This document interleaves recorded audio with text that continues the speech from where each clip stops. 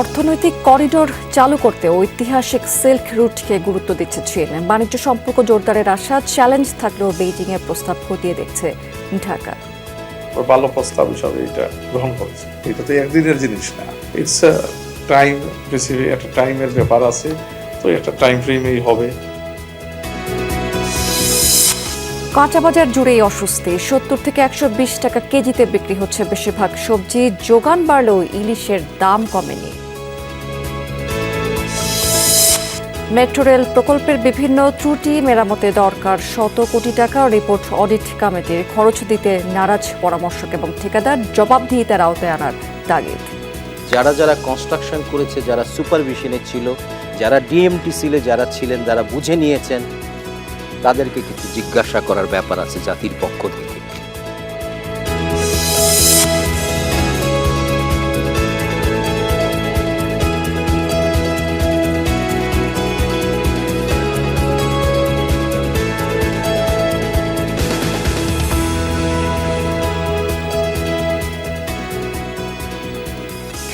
আমন্ত্রণ বিজনেস স্টোরিতে এতক্ষণ শিরোনাম দেখছিলেন, এবার চলে যাচ্ছে পুরো খবর এবং পুরো সময় জুড়ে আপনাদের সাথে থাকছে আমি রাবেয়া স্মৃতি। দর্শক, শিরোনামে যেমনটি বলছিলাম যে বাজারে ক্রেতাদের কিন্তু কোনো স্বস্তি নেই, সহনীয় হয়নি এখনো পর্যন্ত সবজির দাম। নিম্ন এবং মধ্যবিত্তের বেড়েই চলেছে খরচ। 70 থেকে 150 টাকার মধ্যে বিক্রি হচ্ছে বেশিরভাগ সবজি। বৃষ্টির অজুহাত দিয়ে বেসামাল করা হচ্ছে বাজার। ডিমের দামও বাড়তি, সপ্তাহের ব্যবধানে মুরগির দামও কিন্তু বেশ চড়া। ক্রেতারা জানিয়েছেন যে আয় তেমন না বাড়লেও ব্যয় বৃদ্ধিতে নাজেহাল অবস্থা তাদের। ছুটির দিন, বাজারে তাই ক্রেতা সমাগম একটু বেশি, কিন্তু দামের উত্তাপে স্বস্তি নেই। সহনীয় পর্যায়ে আসেনি সবজির দাম। 70 থেকে প্রকারভেদে সবজির দাম 150 টাকা পর্যন্ত। 200 টাকাতেও বিক্রি হচ্ছে দুই একটি সবজি। নির্দিষ্ট আয়ের মানুষদের ত্রাহি অবস্থা। আমরা যে টুকিটাকি এই ছোটো ছাটি জব করি, হ্যাঁ, এর মধ্যে খাওয়াটা আসলে দেখা যায় 8-10 হাজার টাকা বেতনে থাকা খাওয়া দাওয়া পসিবল না। রাজধানীর বিভিন্ন বাজার ঘুরে দেখা যায় করলা, কচুরমুখী, বরবটি, ঢেঁড়স, ঝিঙ্গা, পটল ও কাঁকরোল সহ বেশিরভাগ সবজি বিক্রি হচ্ছে 70 থেকে 120 টাকা কেজি দরে। তবে তুলনামূলক কিছুটা কম দামে বিক্রি হচ্ছে শসা। 50 থেকে 60 টাকায় পাওয়া যাচ্ছে এই পণ্য। পেঁপের কেজি 40 থেকে 50 টাকা। মিষ্টি কুমড়া এটা 60 টাকা, 50 টাকা। এটা আগে কিনতাম 30 টাকা, 35 টাকা। একদিন কাঁচামরিচ ছিল 400 টাকা কেজি, এখন বর্তমানে আমরাই বেশি এলো 250 গ্রাম 40 টাকা 30 টাকা। তার মানে কেজি 160-120-এর ভিতরে আয় বসে। বাজারে উত্তাপ ছড়াচ্ছে বেগুন। প্রতি কেজি বিক্রি মূল্য 100 থেকে 120 টাকা। টমেটোর কেজি 120 থেকে 150 টাকা।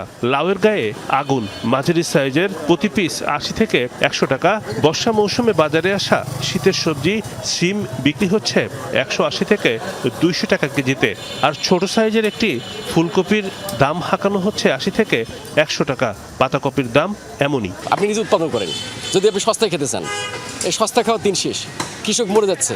বিভিন্ন সেক্টরে মনে করেন পয়সা নিয়ে যাইতে হবে। এই পর্যন্ত আসার পরে ওনার দোকানে আসতে আসতে মনে করেন সবজির দাম বাড়িয়ে গেছে। 10 টাকা, মানে বৃহস্পতিবার রাত্রে 10 টাকা বাড়ে, আবার ওই শুক্রবার রাত্রে 10 টাকা আবার কমে। স্বাভাবিক হয়নি ডিমের দাম।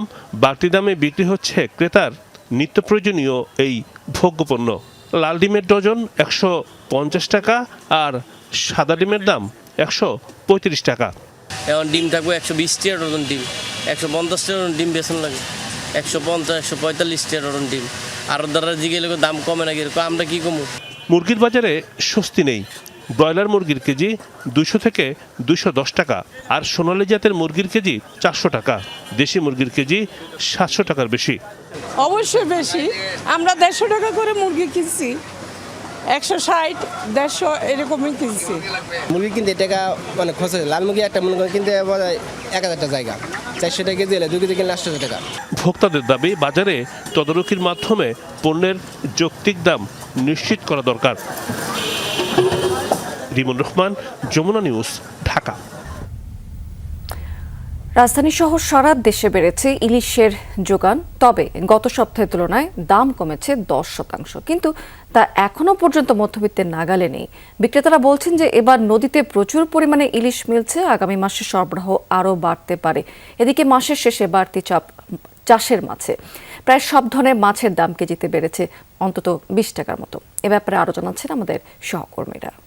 বহুদিন পর রাজধানীর কারওয়ান বাজারে এসে ছুটির দিনে নদীর অনেক মাছ একাধিক দোকানে চোখে পড়ছে। রুই, কাতল, পাঙ্গাস এই ধরনের যে বড় আকৃতির মাছগুলো সেগুলো কিন্তু এই মুহূর্তে বাজারে পাওয়া যাচ্ছে, কিন্তু চাষের সাথে এদের দামের পার্থক্য কিন্তু দ্বিগুণের মতো। অর্থাৎ এক একটি নদীর মাছের কেজি গড়ে 800 থেকে 1000 টাকা হয়। অন্যদিকে একই মাছ যদি আপনি চাষের ক্ষেত্রে কিনতে চান সেই দামটি হয়তো 300 থেকে 350 টাকা। ওই পাঙ্গাস, তেলাপিয়া এগুলো হলো আপনার মধ্যবিত্ত ফ্যামিলি, যারা একটু ছোট ফ্যামিলি ওদের মাছ। এই মাছটা আপনার কেজিতে 40-50 বাড়া মানে অনেক বাইরে গেছে। সবাই খেতে অফিস সাধারণ বন্ধ, সবাই খেতে আসছে, একটু দাম একটু মোটামুটি মনে হয় সবাই কিনে। ইলিশের ক্ষেত্রে দেখতে পাচ্ছি বাজারে অনেক মাছ পাওয়া যাচ্ছে। ব্যবসায়ীরাও খুব জোর দিয়ে বলছেন যে প্রচুর মাছ পাওয়া যাচ্ছে, যে কারণে গত সপ্তাহে 1.5 কেজি আকারের যে মাছটি 3000 টাকার মতো দাম হাঁকা হচ্ছিল, এই সপ্তাহে সেটি 2700 থেকে 2800 টাকা কেজি হলে তারা বিক্রি করে দিচ্ছেন। সামনে আরো কমবো ভাই, মাছ আবার আমদানি হইতেছে ভাই, ভালো পাওয়া যাইতেছে, সামনে আরো পাওয়া যাবে। চাঁদপুরের বাজারের খবর জানতে চলে যাচ্ছি সহকর্মী ইব্রাহিম রনির কাছে। ধন্যবাদ। চাঁদপুরের বাজারে কিন্তু গত কয়েকদিন ধরে ইলিশের সরবরাহ বেড়েছে, কিন্তু দাম কমেনি। ব্যবসায়ীরা বলছেন যে আসলে অন্যান্য বছর কিন্তু এই সময়টাতে 1-1.5 হাজার মণ ইলিশের সরবরাহ হতো, কিন্তু সেটি এখন অনেক কমে গেছে। কারণ হিসেবে তারা বলছেন যে নদীতে মাছ কাঙ্ক্ষিত ইলিশ পাচ্ছে না। সিজনে যে পরিমাণ মাছ থাকার কথা তার অর্ধেকেও নাই। ভোক্তাদের চাহিদা বেশি। মাছ যদি এখানে আপনার 100 কেজি লাগার কথা, ওই জায়গায় মাছ আসতেছে 20 কেজি।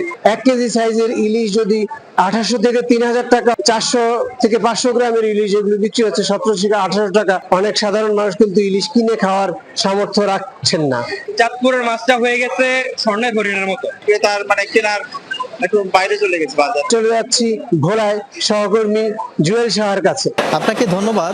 মাছের সরবরাহ কিন্তু বেশ একটা বেড়েছে, এবং বিশেষ করে নদী এবং সাগরের ইলিশ, কোরাল, পাঙ্গাসের সরবরাহ বেড়েছে, এবং মাছের সরবরাহ বাড়লে দামের পরিমাণও কিন্তু আরও কমবে বলে কিন্তু বিক্রেতারা কিন্তু জানিয়েছেন। আমরা দাম চাইলে কাস্টমারদের বিক্রি করতে পারি না, কাস্টমারের বর্তমানে আমরা বেচতে পারি না। 250 টাকা আমরা বিক্রি করি কেজি, 1 কেজি। আর আধা কেজি যে মাছটা ইলিশ মাছ ওটা আমরা 1700-1800 টাকা বিক্রি করি। বাজারে যারা ক্রেতা রয়েছে তাদের সাথে কথা বলেছি, তারা আমাদেরকে জানিয়েছেন যে মাছের সরবরাহ বাড়লেও কিন্তু এখনও যে মাছের যে ঊর্ধ্বগতি দাম রয়েছে সেটি কিন্তু এখনও কমেনি। সব ধরনের ইলিশের দাম একটু কমছে, কিন্তু এখন আমাদের ভোলাতে বাজার এখন দাম একটু বেশি। ইলিশ মাছও আছে, সব ধরনের মাছ আছে, কিন্তু মাছের দাম কম। এই ছিল আমার কাছে ভোলার মাছ বাজারের খবর। আমরা চলে যাচ্ছি স্টুডিওতে। শেরপুরে অভিযান চালিয়ে বিপুল পরিমাণ ঘোড়ার মাংস জব্দ করেছে পুলিশ। এই সময় 3টি জীবিত ঘোড়াও উদ্ধার করা হয়েছে। রাতে ঝিনাইগাতি উপজেলার পশ্চিম ভালুকা এলাকাতে অভিযান চালায় পুলিশ। স্থানীয়রা জানিয়েছে যে সেখানে কয়েকজন ঘোড়া জবাই করে মাংস কাটছিলেন। এই বিষয়টি টের পেয়ে স্থানীয়রা এগিয়ে গেলে খুব দ্রুত পালিয়ে যায় তারা। খবর পেয়ে পুলিশ ঘটনাস্থলে গিয়ে জবাই করা 3টি ঘোড়ার মাংস জব্দ করে। পুলিশ বলছে যে এই ঘটনায় জড়িতদের ধরতে অভিযান চলমান রয়েছে। চীন থেকে মিয়ানমার হয়ে সড়ক পথে বাংলাদেশে যুক্ত হলে পাল্টে যেতে পারে এই অঞ্চলের মানুষের ভাগ্য। প্রায় 3 দেশের নীতি নির্ধারক এবং বিশ্লেষকরা মনে করেন যে বিনিয়োগ, অবকাঠামো, শিল্পায়ন এবং আঞ্চলিক সরবরাহ ব্যবস্থায় গুরুত্বপূর্ণ ভূমিকা রাখবে এই অর্থনৈতিক করিডোরটি। বেইজিংয়ের প্রস্তাবকে ইতিবাচক হিসেবেই দেখছে ঢাকা, জানিয়েছেন পররাষ্ট্র প্রতিমন্ত্রী হুমায়ুন কবির। প্রধানমন্ত্রীর চীন সফরের 2 মাস পর প্রস্তাবটি নিয়ে দুদেশ ঠিক কতটা এগিয়েছে এ বিষয়ে অবশ্য এখনই কিছু বলতে চান না তিনি। চীনের ইউনান ঘুরে এসে আরও জানাচ্ছেন আমাদের সহকর্মী আলমগীর স্বপন। চীনের বাওশানের চিংলং স্ট্রিট একসময়ের দক্ষিণ সিল্ক রুটের অংশ।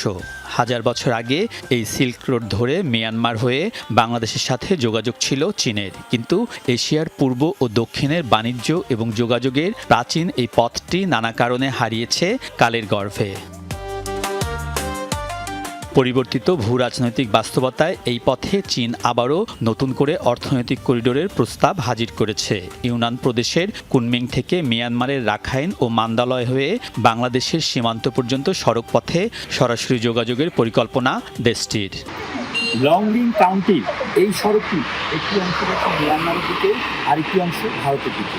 চীন যে অর্থনৈতিক করিডোরের কথা বলছে, সেক্ষেত্রে এই সড়কটি গুরুত্বপূর্ণ কানেক্টিভিটির জন্য। 1990 সালে কুনমিং উদ্যোগের অংশ হিসেবে এই করিডোরে ভারতও যুক্ত ছিল।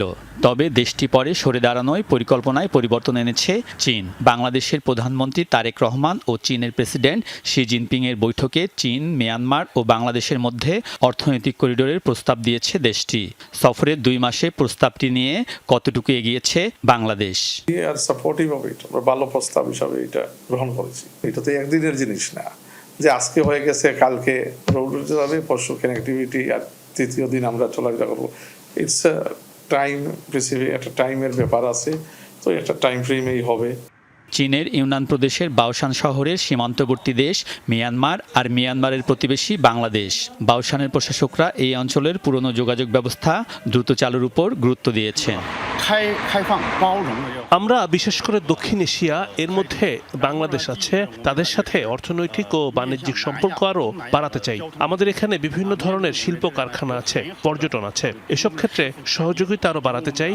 এজন্য আমরা সড়ক অবকাঠামো উন্নয়নে অনেক বিনিয়োগ করেছি। আশা করি ভবিষ্যতে বাংলাদেশের সাথে সড়কে সরাসরি যোগাযোগ হবে।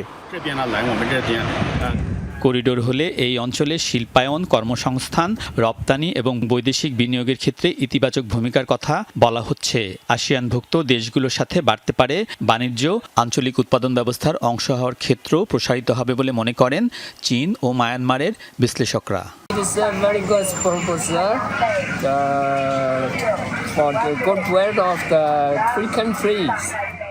এটা খুবই ভালো প্রস্তাব 3 দেশের জন্য। এটা অবশ্যই 3 দেশের অর্থনৈতিক উন্নয়নে সহায়ক হবে।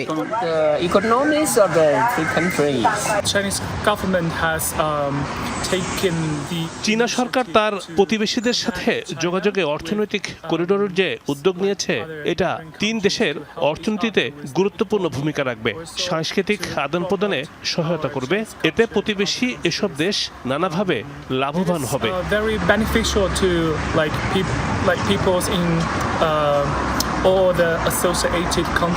তবে ত্রিদেশীয় অর্থনৈতিক করিডোরের ক্ষেত্রে চ্যালেঞ্জও আছে। বিশেষ করে মিয়ানমারের অভ্যন্তরীণ সংঘাত ও প্রতিবেশী ভারতের অবস্থান এক্ষেত্রে গুরুত্বপূর্ণ। আবার চীনের বৈশ্বিক প্রতিদ্বন্দ্বী মার্কিন যুক্তরাষ্ট্রের মনোভাবও বিবেচনা করতে হচ্ছে বাংলাদেশকে। ক্রিটিক্যাল কিছু ইস্যুগুলো আছে, ওইগুলোই তো সমাধানের দিক থেকে আমাদের এটা যাইতে হবে। তো এই দিক থেকে চায়না খুবই আন্তরিক আছে, আশা করি মায়ানমারও হবে। যখন আমাদের যুক্তি, আমাদের আর্গুমেন্টগুলো আমরা প্রেজেন্ট করব, কিছুদিন পরেই তো আস্তে আলাপ আলোচনা আমরা শুরু করবো। We believe that we can do it through diplomacy. পররাষ্ট্র প্রতিমন্ত্রী বলেন, চীনের প্রস্তাবিত অর্থনৈতিক করিডোর বাস্তবায়নের ক্ষেত্রে বিবেচিত হবে বাংলাদেশের স্বার্থ। আলমগীর স্বপন, যমুনা নিউজ, ইউনান, চীন। চাঁদাবাজি এবং হুমকি ধামকিতে অতিষ্ঠ হয়ে মিরপুরের 4 স্টার গ্রুপ এবং আশিক বাহিনীর বিরুদ্ধে সংবাদ সম্মেলন করেছেন এক ইন্টারনেট ব্যবসায়ী। সকালে ঢাকার সেগুনবাগিচাতে ক্রাইম রিপোর্টার্স অ্যাসোসিয়েশনের সংবাদ সম্মেলনে করেছেন ইন্টারনেট ব্যবসায়ী নওশাদ। এ সময় তিনি বলেছেন যে দীর্ঘদিনের ইন্টারনেট ব্যবসা দখল নিতে চান সন্ত্রাসী বাহিনীর প্রধান আশিক। মুঠোফোনে চাঁদা দাবিসহ হুমকি ধামকি দিচ্ছেন তিনি। এছাড়া চাঁদা না পেয়ে সন্ত্রাসীরা আইন শৃঙ্খলা বাহিনীকে ব্যবহার করে দফায় দফায় হেনস্থা করছে বলে অভিযোগ করেছেন তিনি। সর্বশেষ মিরপুরের আরেক শীর্ষ সন্ত্রাসী গ্রুপ 4 স্টার বাহিনীর লোকজন দিয়ে উল্টো এই বাহিনীর বিরুদ্ধে থানায় অভিযোগ দায়ের করা হয়েছে বলে জানিয়েছেন তিনি।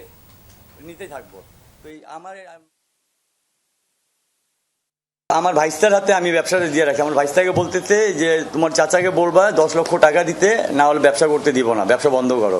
পরে আবার ফোন করে বলতেছে এবার আমি আর ফোন দিব না। আমার ভাইস্তা ডাইরেক্ট বলে দিচ্ছে যে আপনাদেরকে কোনো ভুল ইনফরমেশন দিতে, এটা আমার এত ইউজার নাই। বলতেছে কি আছে, আমি আর ফোন দিব না, এবার তোমাদেরকে বুঝাই দিব। এখন সন্ত্রাসীরা চাঁদাও যাচ্ছে, সন্ত্রাসীরা মামলাও দিচ্ছে, আমাকে ডিবি পুলিশের হাতে হয়রানিও করতেছে। মেট্রো রেল লাইন 6 এর নানা কারিগরি ত্রুটি মেরামতে 100 কোটি টাকা খরচ হতে পারে, তবে এখনই খরচ বহন করতে চাচ্ছে না প্রকল্পটির পরামর্শক এবং ঠিকাদার। নিরাপত্তা নিরীক্ষা কমিটি বলছে এই খরচ কোনোভাবেই সরকারের বহন করা উচিত হবে না।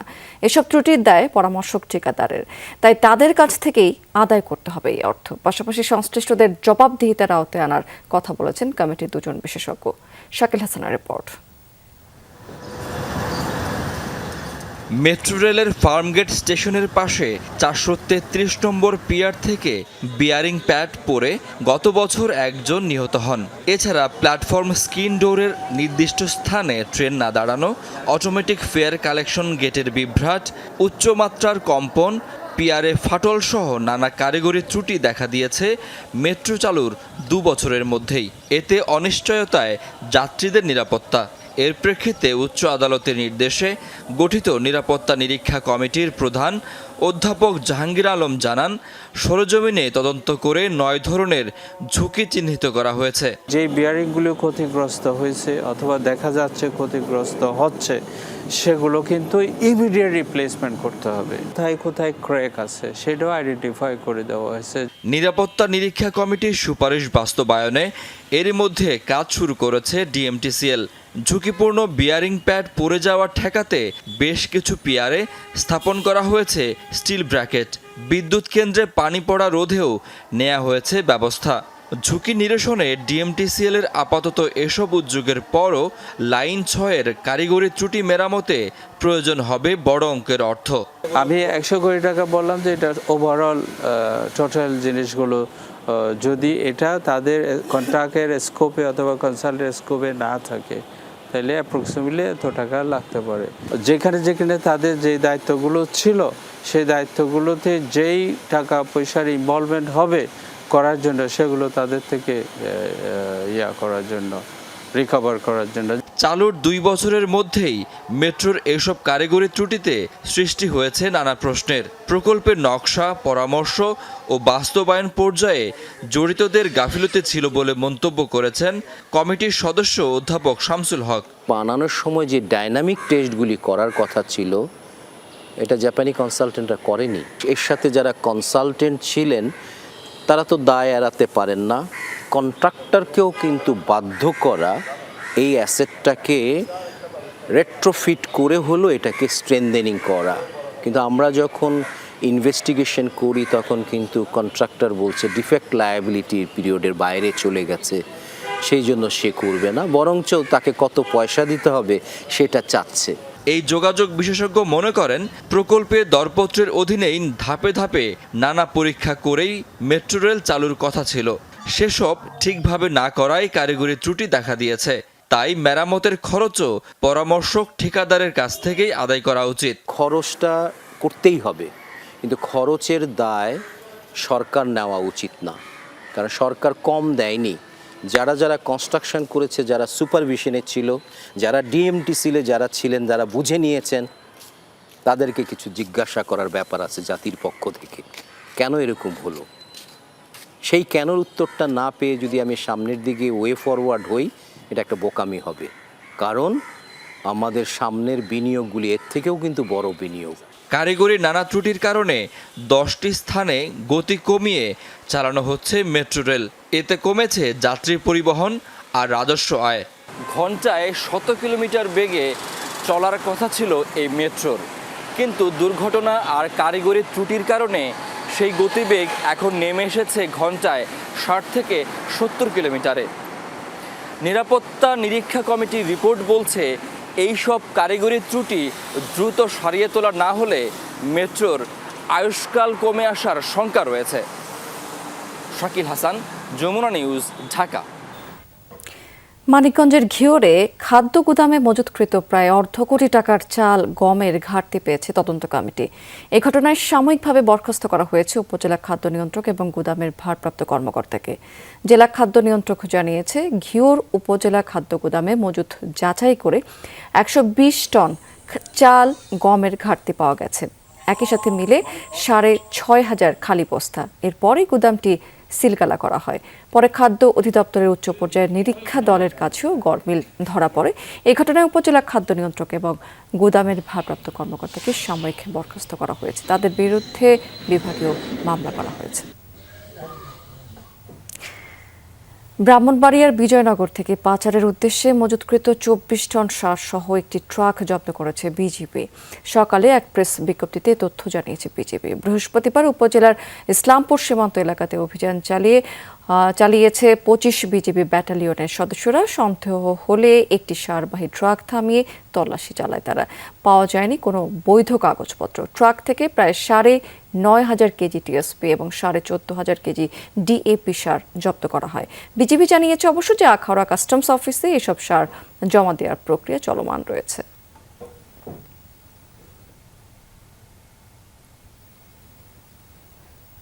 দর্শক, এই ছিল বিজনেস টুডে আজকের আয়োজনে। এতক্ষণ সঙ্গে থাকার জন্য ধন্যবাদ আপনাদের সবাইকে।